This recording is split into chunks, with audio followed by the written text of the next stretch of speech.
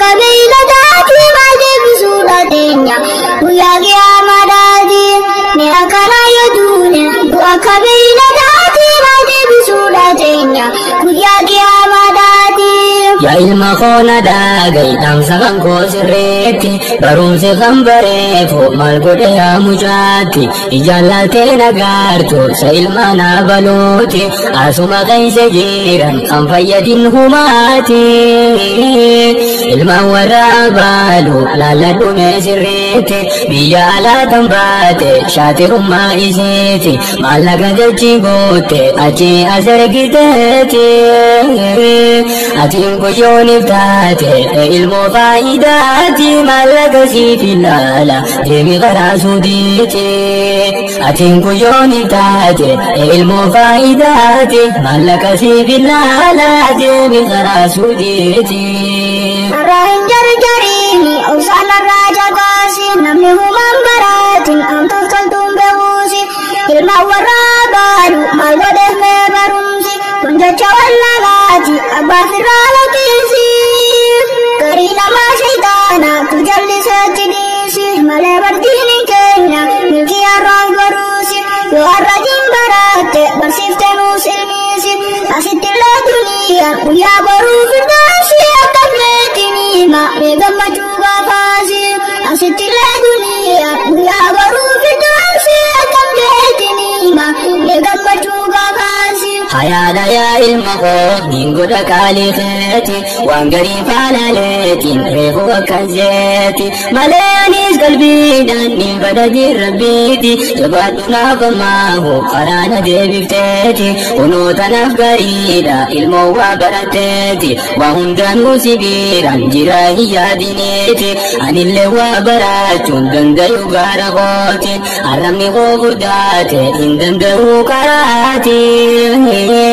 sifar tuman anggati fituti suma jalanin sena anis jannata sati sifar tuman anggati fituti suma jalanin sena anis jannata sati umri sihadere suatin lemba bagiya rizki berlesikanne ibadah biya ilmi sihabar sisu atin le rabbin kiya aramni khafurdate jaju sandi saya ugada mamadi wajah soito caya uga salana soita ilmatu sigaya yarogarati kofa kandi dukhuli haya sobabirati desi baradu babagiya anabatis khobada gafata rabbin kiya nabasi sukofa wa jannata sentu caya atis yolif barate gabarte rabbi kiya rabbi suma brahmata mulkohne babagiya britan telalini usonif kabdu kiya kitaba muradu arashe kota biya britan telalini usonif kabdu kiya kitaba muradu arashe kota biya ya ilma kholahi wambiratu nakafte waninan sosodade undana rachidoite ammu mahulu bonto akan karawfete yo sheghatini kamna numatu rahifate khayatini tidema nasente andubinte hadama makiyati sobaran disasete fudetini chigeisha hakaratu balante yarowati kubodan fite isini site ati duranu shega nuhunta shekangote yarowati kubodan fite isini site ati duranu shega nuhunta shekangote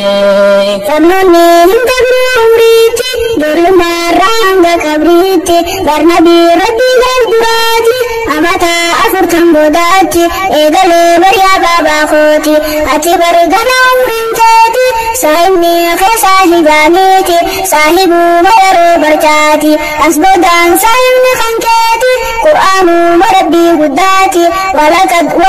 dachati sidibus arradurrisati bodden sa'akuma dadati walakad dachati sidibus arradurrisati bodden sa'akuma dadati